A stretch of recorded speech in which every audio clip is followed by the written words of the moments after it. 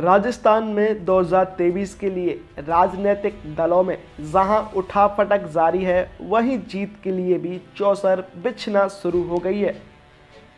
राजस्थान की पूर्व मुख्यमंत्री वसुंधरा राजे के गृह जिले धौलपुर में राजनीतिक सरगर्मियां तेज हो गई हैं, लेकिन राज्यसभा चुनावों में क्रॉस वोटिंग कर देश में चर्चा में आई धौलपुर की विधायक शोभा रानी कुशवाहा ने जिले के सभी गणित बिगाड़ रखे हैं। बीजेपी ने शोभा रानी कुशवाहा को पार्टी से निष्कासित कर दिया है। शोभा रानी कांग्रेस से दावेदारी ठोकने का संकेत दे रही है, लेकिन उन्होंने अभी खुलकर दावा नहीं किया है कि वह किस पार्टी से चुनाव लड़ेंगी। इससे धौलपुर विधानसभा में असामंजस्य की स्थिति है। धौलपुर विधायक शोभा रानी कुशवाहा ने बीजेपी की टिकट पर चुनाव लड़ा और विधानसभा पहुंची, लेकिन विधानसभा चुनावों में उन्होंने बीजेपी के अधिकृत प्रत्याशी के स्थान पर कांग्रेस के प्रत्याशी को वोट दिया। इस क्रॉस वोटिंग से नाराज बीजेपी ने उन्हें पार्टी से निष्कासित कर दिया।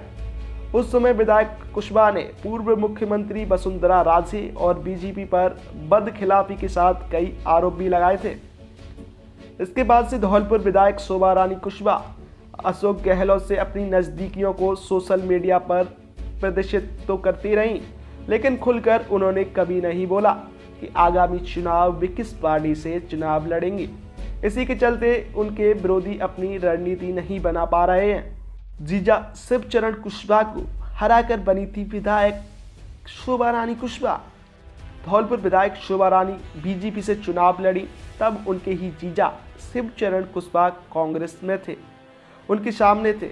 इस बार कई दिग्गज कांग्रेस की टिकट से अपनी दावेदारी ठोक रहे हैं, लेकिन विधायक शोभा रानी कुशवाहा के बीजेपी से निष्कासन और उनकी कांग्रेस से लड़ने की संभावना को देखते हुए उन दावेदारों के लिए मुश्किलें हो गई हैं जो उनके खिलाफ कांग्रेस की टिकट पर चुनाव लड़ना चाहते थे, क्योंकि अशोक गहलोत से नजदीकी के और जातिगत समीकरण के आधार पर शोभा रानी एक मजबूत कैंडिडेट है। यदि भी कांग्रेस से चुनाव लड़ती हैं तो उन्हें आसानी से कांग्रेस की टिकट मिल जाएगी। इसी के चलते उन कैंडिडेट को जो कांग्रेस की टिकट पर शोभा रानी से चुनाव लड़ने का प्लान बना रहे थे, अब उन्हें चुनाव लड़ने के लिए नई पार्टी तलाश करनी पड़ रही है।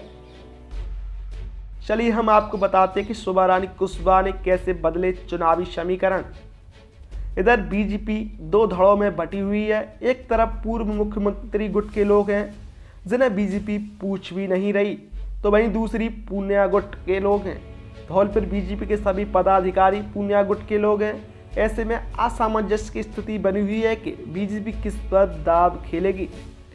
अभी तक के निकाय और पंचायत चुनावों को देखने को मिला है कि बीजेपी के पूनिया गुट के लोगों ने पूर्व सीएम वसुंधरा राजे गुट के लोगों को टिकट काटे, तो वही वसुंधरा गुट के लोगों ने चुनावों में भीतरघात किया, जिससे बीजेपी के कैंडिडेट चुनाव हारे।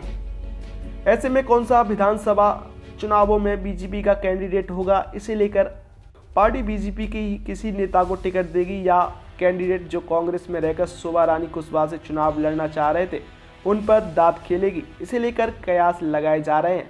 लेकिन एक बात स्पष्ट है कि विधायक शोभा रानी ने अभी तक धौलपुर के चुनावी समीकरण को बदल कर रख दिया है। शोभा रानी कुशवाहा को लेकर और अन्य दावेदारी ठोक रहे लोगों को लेकर आप क्या सोचते हैं, हमें कमेंट बॉक्स में कमेंट करके ज़रूर बताएं।